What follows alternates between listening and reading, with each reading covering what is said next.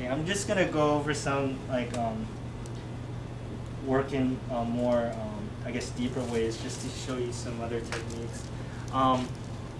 I tend to be when I work on most people, I tend to be more slow and penetrative as opposed to that, you know, yeah, vigorous sort of thing.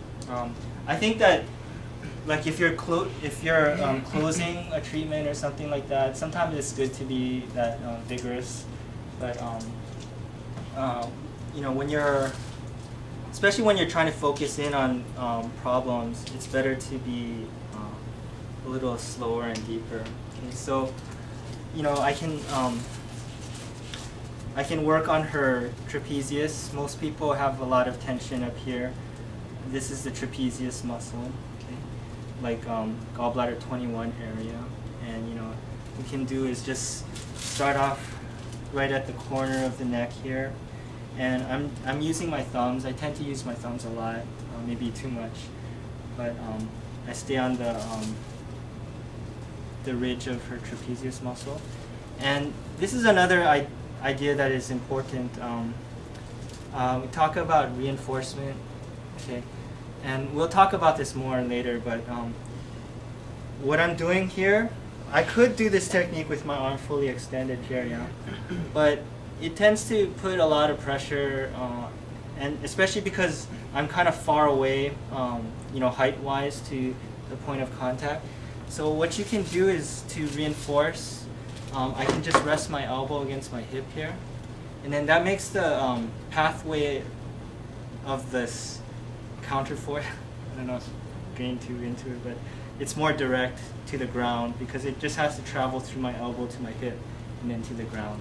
Instead of having to, this way, like my whole upper body has to kind of push forward to counter that. Okay, but anyway, again, you want to keep this attitude of just sort of slowly growing into the patient instead of me, you know, more or less stabbing into her.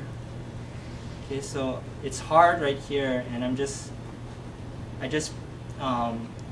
sort of put enough pressure into it where I can sustain it at this level, and I just wait for things to happen. Like either the muscle will soften or things will sort of shift.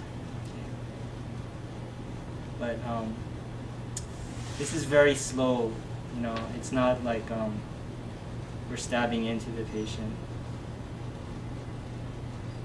They have like a knot. Can you go from like the edge of it instead of going into the middle? Yeah, yeah, you can attack a knot from different angles. I tend to, if I feel a knot, I try to go right on it. We'll talk about this more when we go into like palpation, but when you know, when people usually talk about a knot, it's most of the time people say like it's a raised area, but when I feel a knot, usually it feels like a hole, and it feels like a whirlpool almost. Okay, and when you put pressure on the whirlpool, it's almost like the whirlpool is opening out, and so it will move around, and you just have to keep following it. You know? Yeah, actually, why don't we